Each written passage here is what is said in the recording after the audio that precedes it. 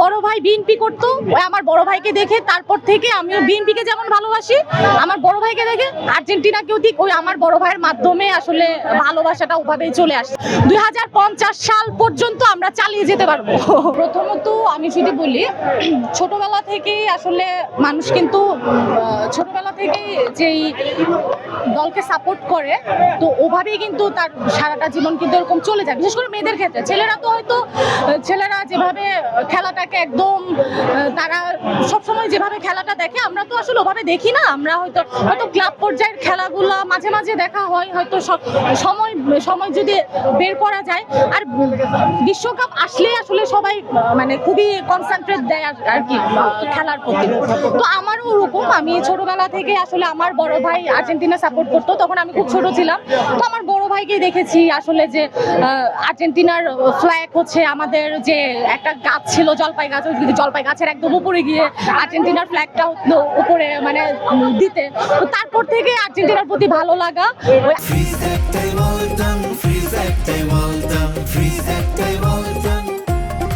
আমার বড় ভাই বিএনপি করতো, ওই আমার বড় ভাইকে দেখে তারপর থেকে আমি বিএনপিকে যেমন ভালোবাসি, আমার বড় ভাইকে দেখে আর্জেন্টিনাকেও ঠিক ওই আমার বড় ভাইয়ের মাধ্যমে আসলে ভালোবাসাটা ওভাবেই চলে আসছে।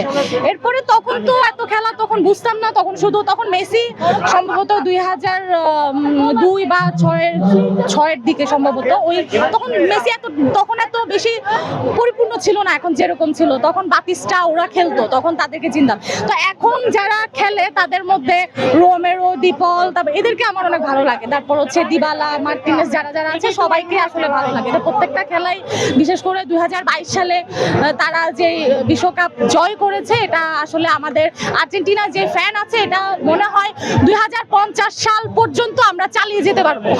অন্তত বলতে পারবো, আমাদের চোখে দেখেছি আমরা। অনেকেই আছে যে মেসিকে বিয়ে করার স্বপ্ন দেখে, আমরা অনেক নারীদের মুখে এই কথাগুলো শুনেছি। তো এই বিষয়ে আপনি কি বলতে চান, যেহেতু আপনি ফুটবল সম্পর্কে ভালো জানেন?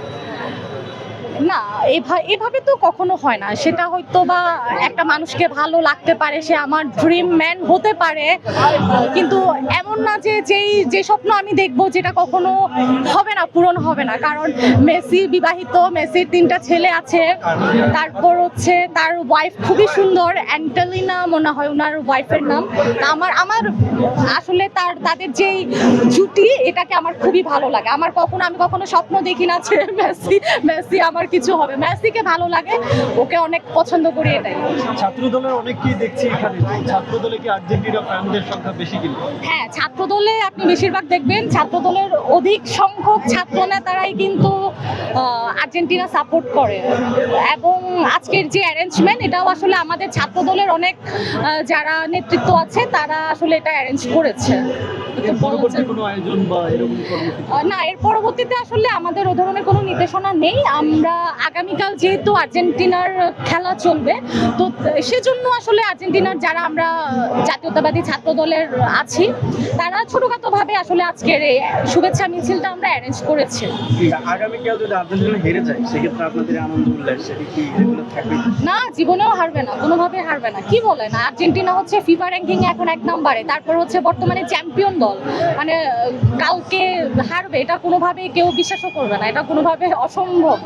কোনোভাবে হেরেই যায়, হারবে না। আমরা গত বছর কিন্তু প্রথম ম্যাচে কিন্তু তারা আমরা না দেখুন, মানে আমি অ্যাজ এ আর্জেন্টিনার সমর্থক হিসেবে আমার তো মানে 100% হচ্ছে আমার আস্থা আছে যে তারা জিতবে। আমি তো কখনো যে আর্জেন্টিনা হারবে এটা নিয়ে খেলা দেখবো না। আমি সবসময় আর্জেন্টিনা জিতবে এটা নিয়ে হচ্ছে খেলা দেখবো, বা এটা নিয়ে আমি আসলে খেলা দেখি।